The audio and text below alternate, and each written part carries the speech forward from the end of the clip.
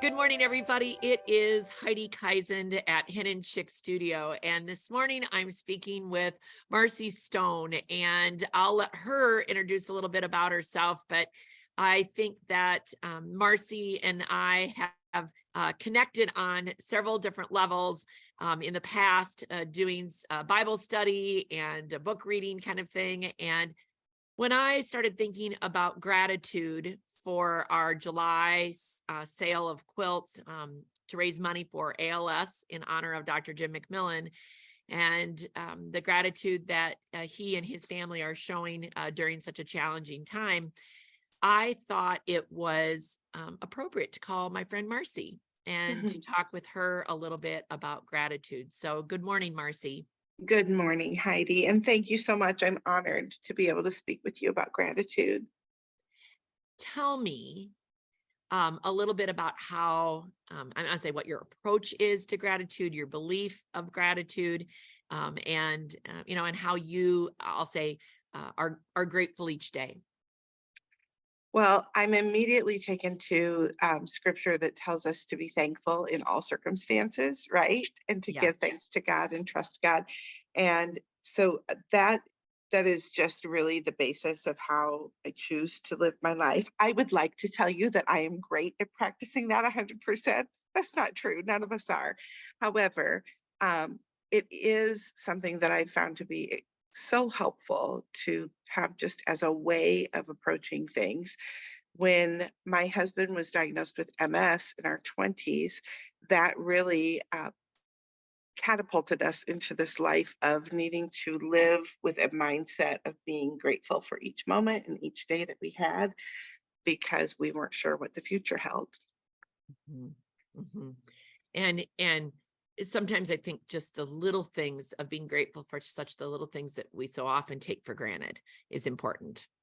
So true. Yes. Mhm. We can look outside and just see so many things just in nature to be grateful for. And that's just looking out the window. And really, if we look at the relationships in our life, we just have such an abundance of things to be grateful for.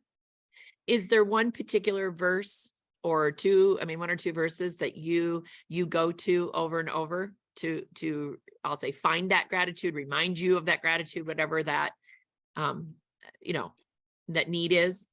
I would say, anything that focuses on Jesus for me. So Mm. that along with I do like Proverbs 3, verses 5 through 6, lean not on our own understanding, but trusting in God with everything, instead of trying to figure it out on our own. I think that leads us into a place of gratitude if we truly are trusting and having faith in God. Um, Mhm. there's a plethora of verses. Well, I may need to. oh, absolutely. And there's just it's endless. And so obviously you've had a challenge in your life that and I'm sure you've had more than one challenge, but you've had at least one challenge. And I think that um it is it's so easy, I'll say, to lose sight of what is important when you're faced with those challenges.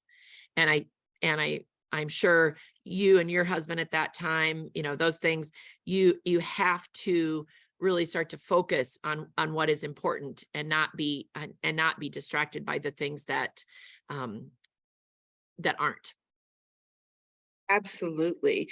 And I think the little things, focusing on those small things is essential if you're going to make it through a difficult season.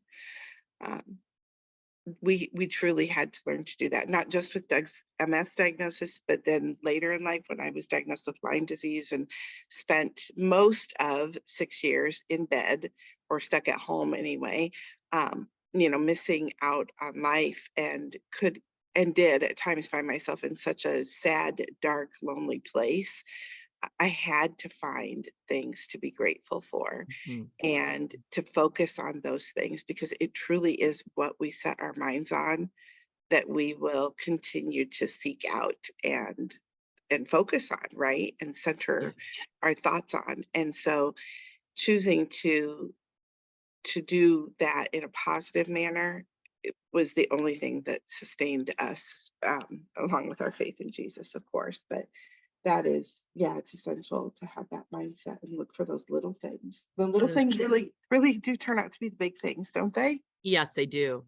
There's two words you used in the last few minutes as you were talking, that I just want to, I'll say, resonate on for a second. One is mindset, Mhm. and one is choice. And those are, to me, just powerful in how you approach things.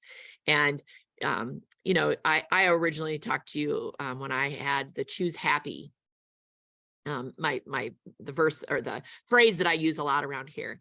Right. And to me, it is a mindset and it's a choice. It doesn't mean that life isn't going to have challenges. It doesn't mean that I'm not going to have a bad day. But if I sit a second and think about it in terms of, the big picture, um, to me, I have the choice to make, and I can choose happy. And then it's my mindset going around that of like, hey, I can, yes, this is a challenge, or yes, this is getting thrown at me. This isn't the way I wanted this to go.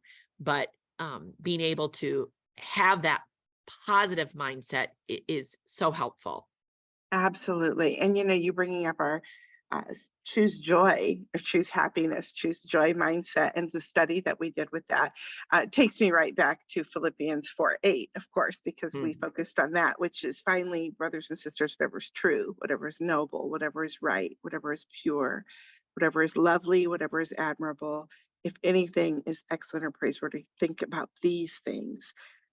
Whatever you have learned or received or heard from me or seen in me, which of course is Jesus, put into practice, and the God of peace will be with you. And I think that last line, the God of peace will be with you, that is truly what we are seeking, right? When we are in a Mhm. season of hardship and we are Mhm. looking for something to grasp a hold of, we are looking for that peace. And this is that instruction right here for us. That this is how you get that. You Mhm. focus on what is true, noble, right, pure, lovely, admirable, praiseworthy. And Mhm. what a great instruction booklet for us. For whatever reason, And God has really had me in the book of Ruth for like the last, I don't know, 4 to 6 weeks, for quite a time now. And I've questioned why, but I do see some parallels here to what we're talking about and the story of Ruth and Naomi.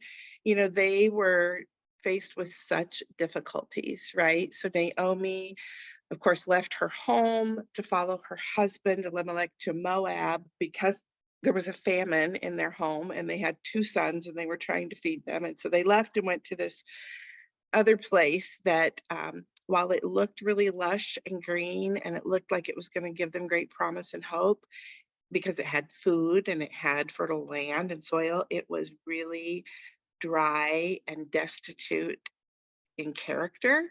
And when they moved there, then their two sons married Moabite women who were known to be tempters of Israelite men. So this would not be who she would have chosen for her children to marry. Uh, and then it turns out, of course, that all the men die, right? So Elimelech and both of their sons die. So Naomi's left with no husband, no sons, which in that day and age would have been huge for a woman not to have any males taking care of her.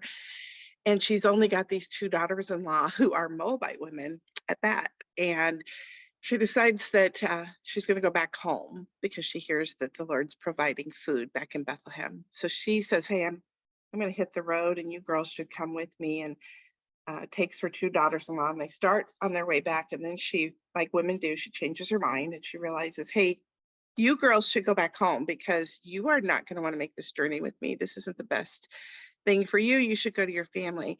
And we see Ruth, who the book is named after, the one daughter-in-law, say, "No way, I'm sticking with you. I'm going with you." And I've been so moved by that story these last several weeks because of the spirit of faith. And I think that comes from a spirit of gratitude, right? Mhm. Being grateful for what you know you have, even in a hard time. So Ruth also had lost her husband, of course, and her brother in law and her father in law. And she was willing to leave her home to follow her mother in law. because she saw her mother-in-law had something. So I share all of that with you in the spirit of what you're doing, because I think that when we're in a difficult season, fixing our eyes on where we're headed rather than where we've been is essential for growth and to get out of the season. And so there you go. There's a good word from the Lord. So appreciate it all, Marcy. Absolutely. And the other thing I take away from that story is stay together, stick Ah, together, help each yeah. other, lift each other up, Oh and man, yes. and Family is important. Family is so important, right? yep, And I know yep, that's part of your heart too in all of yes, it this. is. And so, yes, Yes. Well, we'll end on that lovely note, and I do really appreciate you taking time to talk with me. you So bet, thank you. Heidi.